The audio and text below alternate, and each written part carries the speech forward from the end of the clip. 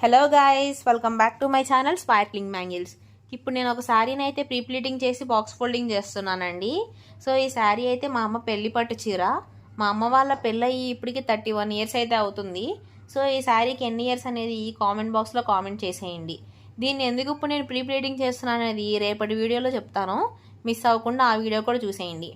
And నేను ఇలాంటి sari pre pleating and silk thread bangles కాకుండా కొన్ని లుక్స్ రీక్రియేట్ చేసి అండ్ వాటితో పాటు నాకు తెలిసిన కొన్ని fashion and beauty related tips కూడా షేర్ చేద్దాం అనుకుంటున్నాను.